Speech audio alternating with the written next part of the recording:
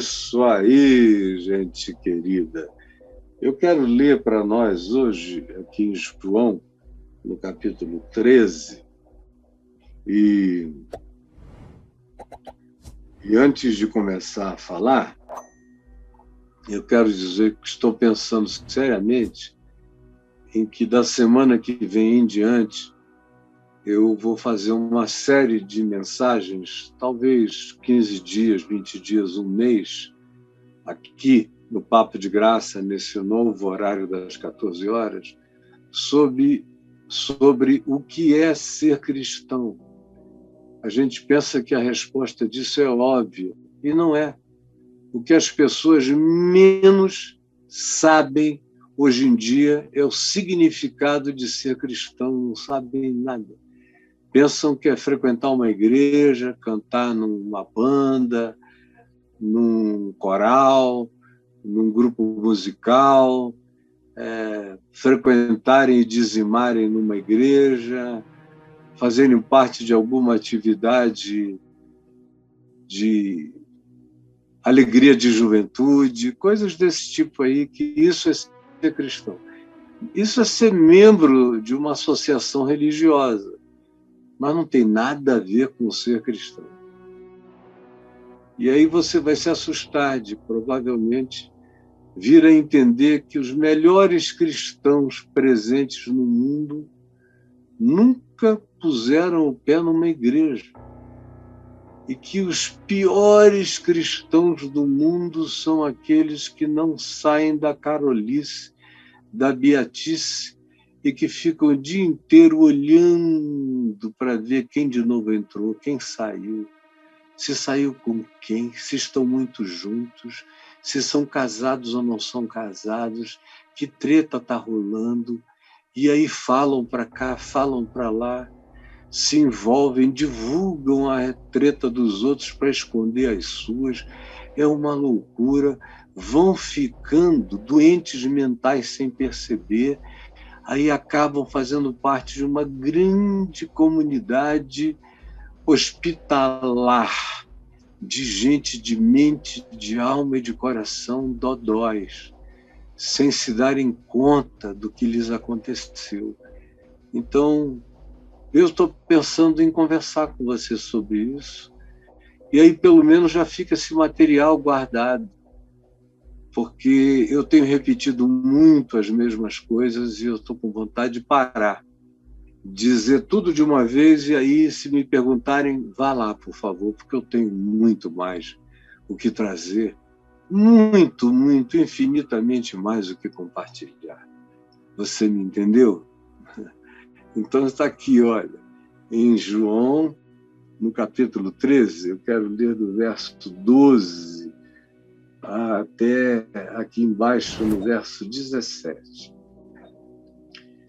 Depois de lhes ter lavado os pés, foi naquele dia que Jesus lavou os pés deles, todos, já no final, nos estertores, no apagar das luzes, nas despedidas.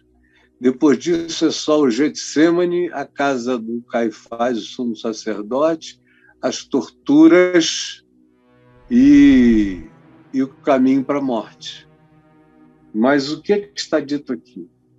Verso 12. Depois de lhes ter lavado os pés, tomou as vestes e, voltando à mesa, porque ele tinha ficado nu,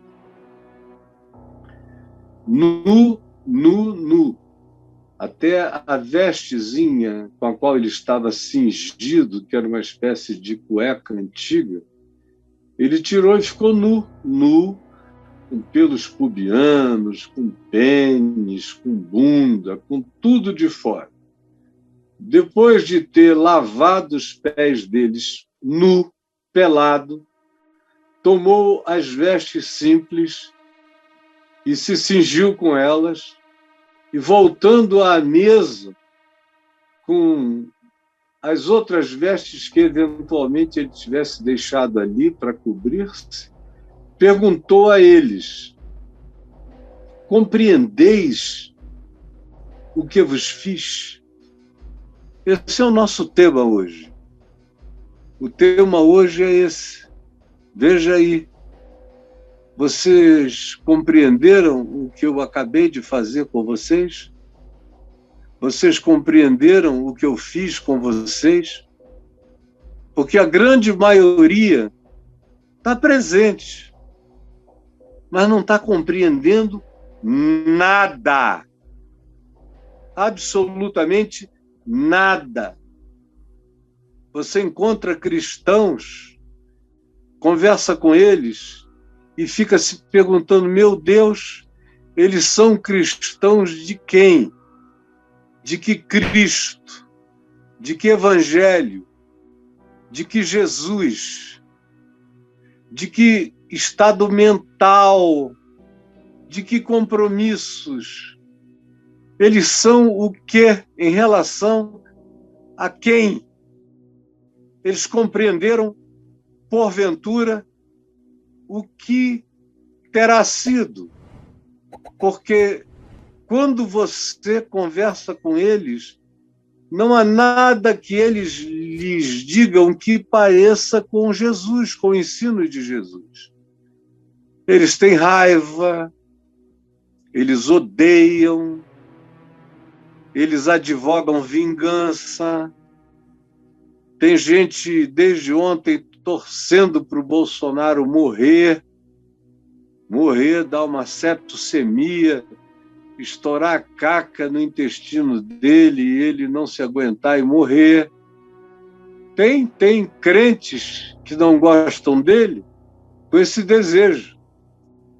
E tem crentes que o idolatram com o mesmo desejo em relação aos antagonistas. Tem muita gente que gostaria muito de receber a notícia de que eu amanheci morto. Muita gente, não é pouca, não.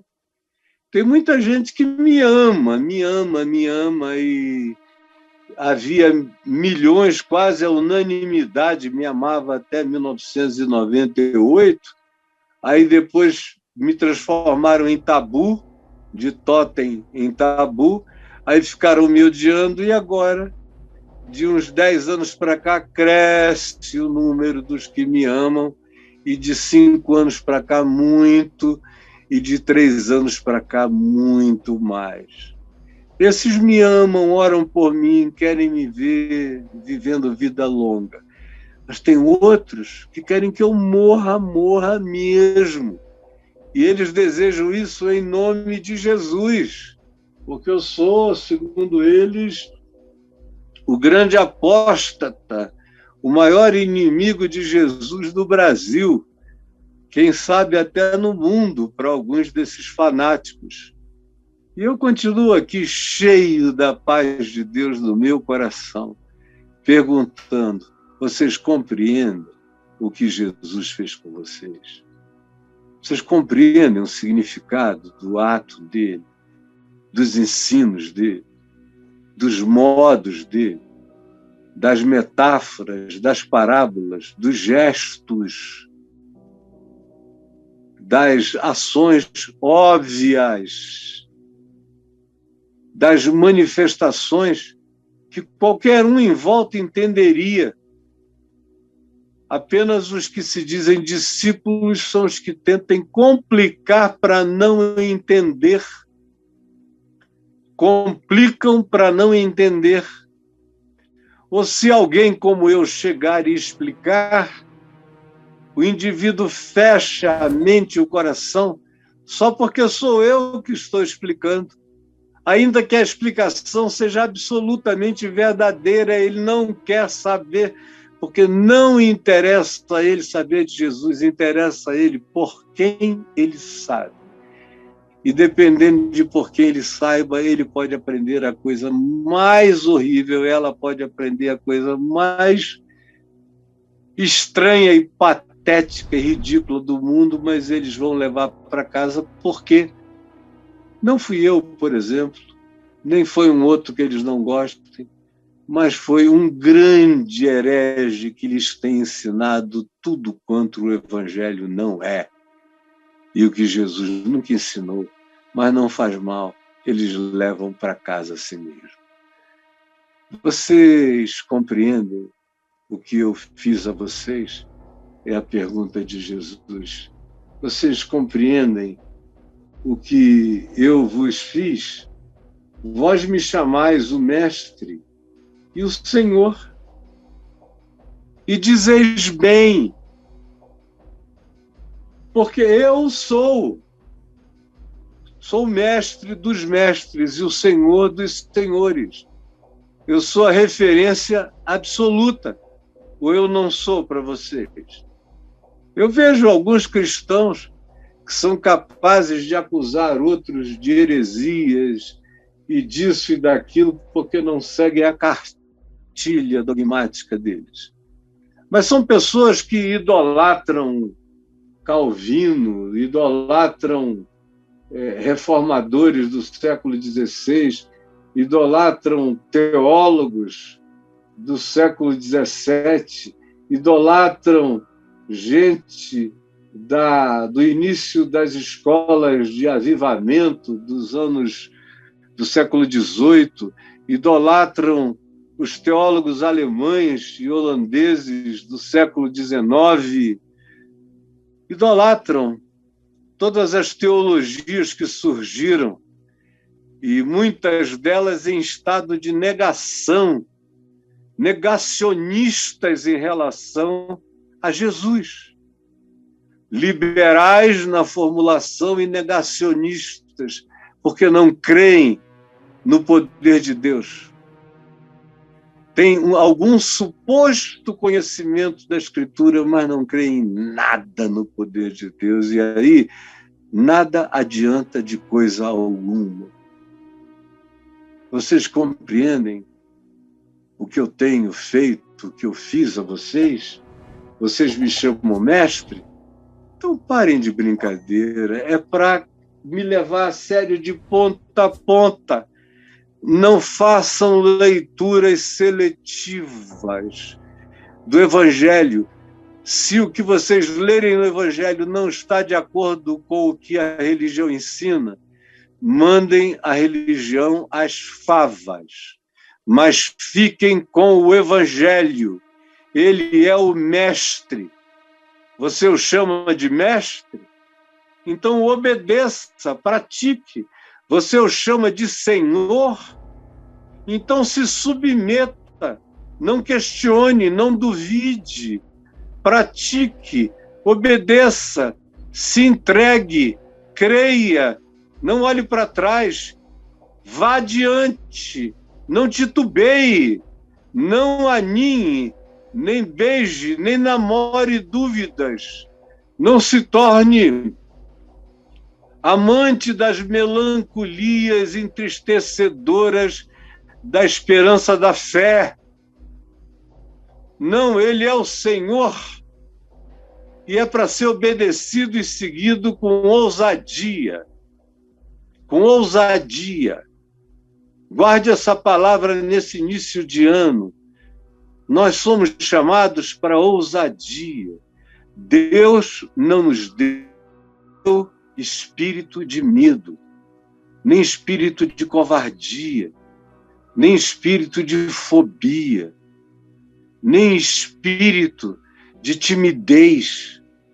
Não, ele nos deu espírito de coragem, nos deu espírito de ousadia, nos deu espírito de amor. É uma coragem ousada e amorosa. E também nos deu espírito de moderação. Não é uma coragem louca, não é ensandecida, não é propositivamente suicida, não é de agressividades burras. É uma coragem inteligente, é uma assertividade, na verdade, ponderada. E é uma certeza de que isso tudo tem que ser praticado com amor. Coragem e amor não se excluem. Assertividade e amor não se anulam. E amor precisa ser praticado com moderação e com bom senso. Vocês me chamam de o mestre, de Senhor, é assim que vocês têm que me obedecer, me seguir e continuarem. Do contrário, eu posso fazer tudo. Eu posso morrer na cruz e vocês não vão compreender o que eu fiz. Eu posso ressuscitar de entre os mortos, mas vocês não vão compreender o que eu fiz. Eu posso agir na minha poderosa e incomparável sutileza de trabalhar e vocês não vão enxergar nada. Porque a maioria de vocês, porque pensam que estão me seguindo, pensam que estão me entendendo. Porque pensam que são meus discípulos, pensam que me seguem. Porque dizem que eu sou superior a tudo na vida de vocês, me colocam num lugar de superioridade dividida e quem vem em segundo lugar, na prática, tem mais importância do que eu. Vocês, de fato, gostam de dizer que vestem a minha camisa, mas vocês vivem de fazer gol contra no time do reino de Deus o dia inteiro, o tempo todo. E se, como disse Paulo, escrevendo aos Romanos, o nome de Deus é blasfemado entre os gentios, entre os pagãos, o é por vossa causa, como diz Paulo. Era uma coisa que a gente não devia esquecer, pois o nome de Deus é blasfemado entre os gentios, entre os pagãos, entre os que não sabem nada. Por causa de vocês, eles olham para vocês e dizem: Deus me livre. Deus me salve desse Deus desses caras. Mas não é assim que vocês me chamam de mestre e de Senhor, fazeis bem porque eu sou. Ora, se eu, sendo o Senhor e o mestre, vos lavei os pés, fiquei nu. Nu. É uma coisa muito séria. Você ficar nu, especialmente o rabino. Jesus era chamado de mestre, era chamado de rabino, rabbi, que significa mestre. Eles chamavam-no assim, rabbi, rabino. E rabinos tinham uma reverência pessoal para com os seus próprios corpos. Rabinos não ficavam nus na rua, nem na frente de estranhos. Eles faziam seus banhos de purificação quando eles eram pessoas muito rigorosas, como os da seita dos fariseus. A maioria dos rabinos eram saduceus, mas havia também entre eles os fariseus rabinos. E eles tomavam seus banhos de purificação naquelas talhas de pedra com 70, 80 litros cúbicos de água lá dentro para se banharem, se lavarem todos os dias. E ninguém lhes via a nudez. Agora, de repente, esse jovem bonito, forte, queimado, moreno da Galileia, fica pelado e sai lavando o pé de um por um. Eventualmente, havia até mulheres na sala. E ele vai lavando os pés de cada um deles. E quando termina, veste o lençolzinho, depois põe as roupas de cima, se assenta e pergunta: vocês compreendem o que eu fiz com vocês? Olhem só, vocês dizem que eu sou o Senhor e o Mestre, e dizem bem porque eu sou. Eu sou Senhor e o Mestre. E eu fiz isso a vocês. me despi, me mostrei, lavei vocês, me identificando com a sujeira do caminho. Vocês não precisam de banho, já tomaram um banho, mas não há ninguém que ande pela terra, por mais limpo que esteja, e não suje pelo menos os pés. Repita isso comigo. Não há ninguém, por mais limpo que esteja, que andando pela terra não suje os pés no caminho. Repita mais uma vez. Não há ninguém, por mais limpo que esteja, que andando pelo chão da terra não venha sujar os pés no caminho. É isso que ele está dizendo. Quando ele chegou na vez de Pedro, Pedro disse, não, se tu vais lavar, não lava só o pé, não, me dá um banho todo. Aí Jesus disse, quem já tomou banho não precisa lavar senão os pés. Vós já estáis limpos pela palavra. Agora o pé suja no caminho, no trajeto, não vê onde pisou, se macula. E vocês têm que lavar os pés uns dos outros.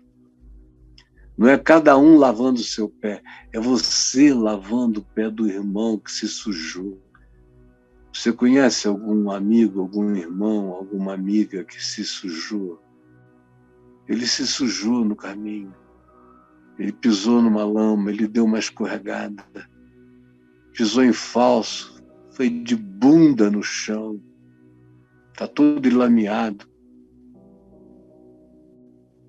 Você vai chamar os outros ou você vai levantá-lo com discrição, calada,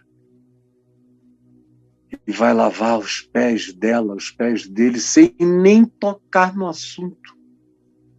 Sem perguntar, fulano, o que foi isso? Fulano, como é que você foi dar esse mole e acabar na cama com esse cara? Fulano, como é que você foi pegar esse dinheiro que não te pertencia? Chega calado, já basta vergonha. Lava os pés dele em silêncio. Não conte para sua mulher, nem para os seus filhos, nem para o melhor amigo. Só faça isso calado. Não anuncie para ninguém. Vocês compreendem como é que tem que ser feito? Vocês compreendem como é que Jesus faz? Compreendem o modo de fazer? Compreendem o processo de identificação? Só o nu tem autoridade para lavar os pés do sujo. Guarde isso e repita comigo. Só o nu tem autoridade para lavar os pés do sujo. Repita mais uma vezinha. Só o nu tem autoridade para lavar os pés dos sujos. Compreendeis o que eu vos fiz? Como eu vos fiz? Se eu que sou eu fiz assim, vocês deveriam fazer a mesma coisa uns pelos outros. Deveis lavar os pés uns dos outros, na surdina, caladinhos, com discrição, com aquele privilégio humilde de servir em silêncio, de cobrir, de passar o pano entre os dedos lambuzados da amiga, do amigo. Você compreende como é que Jesus faz isso? Entendeu? Porque eu vos dei o exemplo. Cara, se você quiser ser como eu, faça como eu. O exemplo está dado. O modo, o jeito, e aplique isso a tudo, porque não há ninguém, por mais limpo que esteja, que não suje os pés no trajeto do caminho. Então, lave os pés do seu irmão, da sua irmã, porque foi assim que ele deu o exemplo, foi assim que ele fez. E ele disse: façais também vós como eu vos fiz. Em verdade vos digo que eu servo vocês, você, Caio, não é maior do que eu, do que o Senhor, do que aquele a quem você diz, ó, meu Senhor. Nem o enviado, eu te enviei um dia, Caio. Mas você não é maior do que eu que te enviou. O teu caminho tem que ser me seguindo. Eu me dobrei, você se dobra. Eu me pus em pé, você se ergue. Eu tolerei em silêncio, você tolera. Eu abri a boca e falei a verdade, você fala. Você tem que ser uma repetição minha. Se você não me repetir, não adianta me seguir.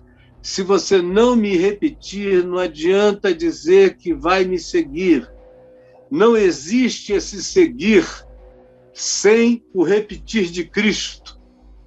Não existe discipulado sem a prática da disciplina do Evangelho. Não existe compreensão do Evangelho sem a prática dele. A prática teórica do Evangelho acaba se transformando em blasfêmia com o passar do tempo. A gente sabe, ensina para os outros e nunca vive nada, e nos tornamos endurecidos, entorpecidos, podres por dentro, por fora somos sepulcros caiados de branco, por dentro nós somos cheios de rapina podre, de carne pútrida, somos insuportáveis. Nosso interior exala o mal. Compreendeis o que eu fiz a vocês?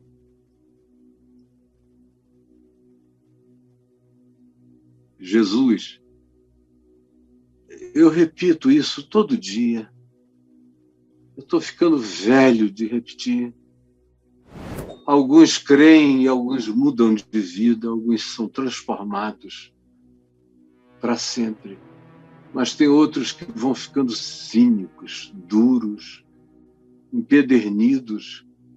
Enquanto ouvem a verdade, arranjam desculpas, pretextos, mentiras, calúnias, enganos, maldades, para não terem que ver com os olhos, ouvir com os ouvidos, crer com o coração e assim serem convertidos, transformados e por ti salvos para o Evangelho do Reino de Deus. Que o Espírito Santo se derrame como molestamento, como angústia, como aflição no coração entorpecido, gelado, cauterizado e cínico. Quebra, acorda, gera aquela compulsão de dor pelo indivíduo se acordar no meio da indiferença e da total incapacidade de arrependimento e conversão de tão empedernidos que se tornaram. E esses que confessam o teu nome são os piores de todos. Por isso, tem compaixão de todos nós. É o que eu te peço agora, em nome de Jesus. Amém e amém.